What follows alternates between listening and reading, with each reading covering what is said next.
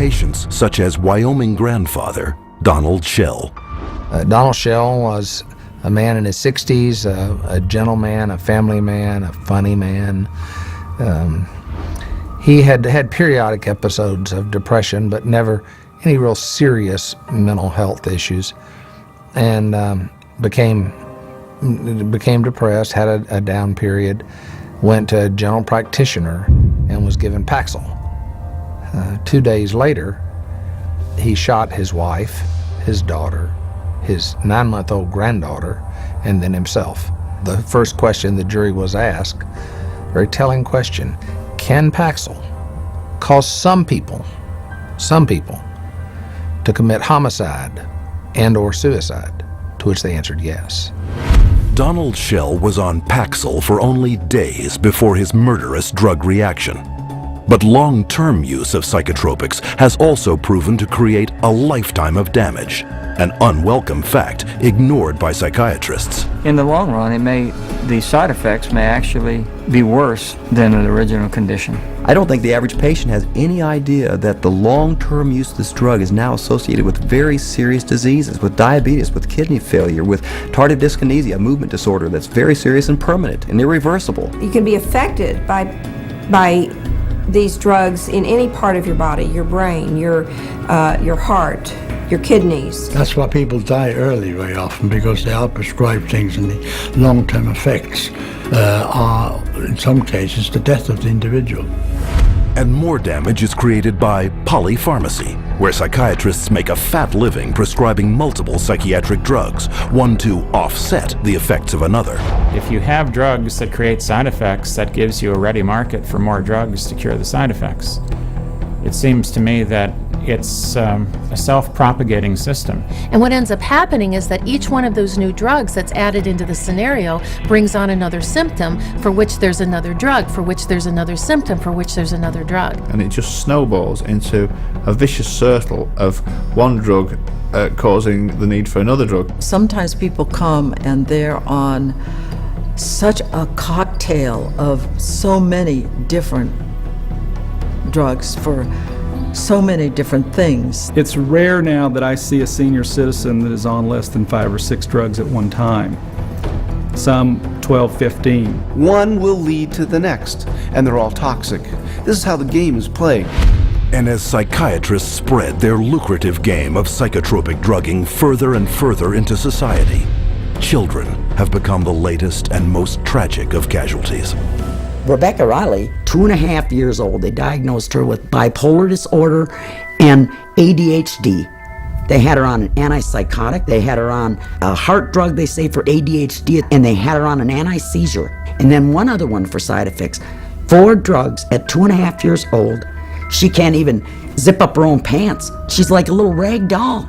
The school nurse, 2 teachers, the principal, the social worker, all said they never seen any behavior in this little 4-year-old girl that would warrant these kind of medications. And all specifically called this doctor and said, please take her off these. She died at a little over 4 years old. This little girl that didn't have a chance, and the psychiatrist just let her. Instead of standing trial and facing prison time, Rebecca Riley's psychiatrist, Dr. Keiko Kifuji, hasn't even lost her license. One might well ask how psychiatrists get away with it. The answer lies in a legal concept known as standard of care. The standard of care is based on what do other doctors do? What would a reasonable physician do in this situation? And the reality is that what most physicians do is prescribe medications. As long as they've done their paperwork properly and documented that this child had the symptoms that led them to this conclusion, they appear to be completely protected from any kind of a lawsuit as a result. The standard of care is what allows doctors to seriously injure or even kill a patient with total impunity. So the standard of care now has been implemented to where you can get away with, if you're a medical doctor, psychiatrist, you can get away with murder. And the death count keeps rising. Psychotropic drugs now kill an estimated 42,000 people every year. The cost to society is very real and very devastating. but the medicine they're practicing isn't real. It's a hoax. Profit always comes before patient safety, and they take a very short-sighted view. It's all about how can we make money today, not what price are we going to pay tomorrow. The trail of destruction that a psychiatrist leaves in his path is of no concern to that guy. It's all that money. And the money is big. Psychiatry is today over a $300 billion industry without a single cure. And as more and more breakthroughs are promised by psychiatrists, their running total of sick, injured, and dead victims continues to escalate. Unprotected, it is the public, you, who must fend for themselves.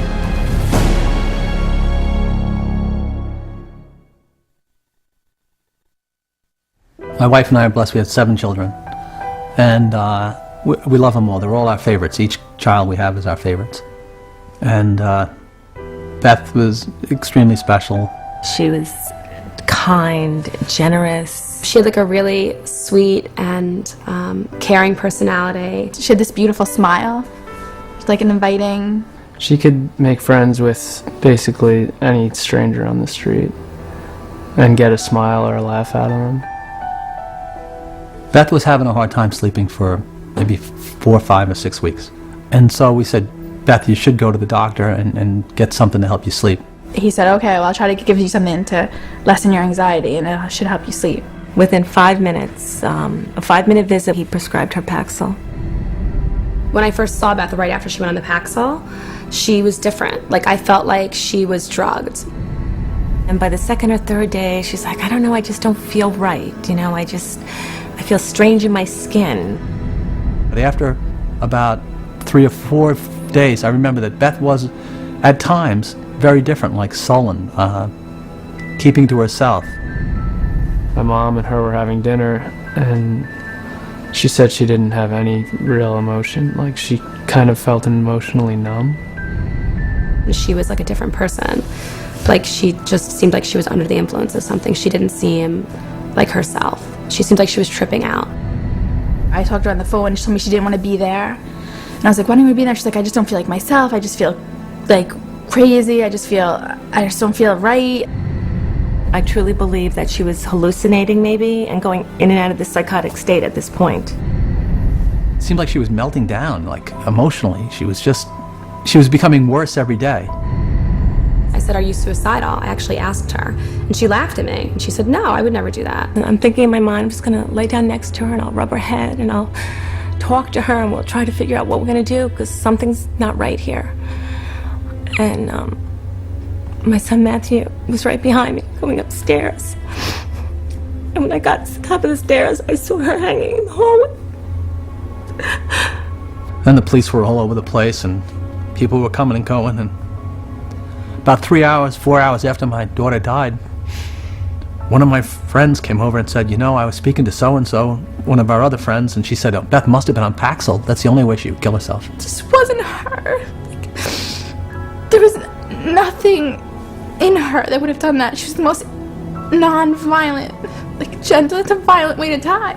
It had to be the drug. There was no other answer. If we knew what we knew now, Beth would be here with us today. I know that for a fact. The tragic story of Beth Winter is just one of many, a tale repeated wherever psychiatric drugs are prescribed. But psychiatrists insist you believe that their drugs are safe and effective because they are the mental health experts and you are not. But case after case proves that trusting them can have disastrous consequences. Psychiatry is pseudoscience. It's false science. It cannot withstand rigorous review if people would just look at the evidence. If they help anyone, it's not worth the risk to the people that are harmed by them. They are betraying every customer they have. They don't know what they're doing, and we need to educate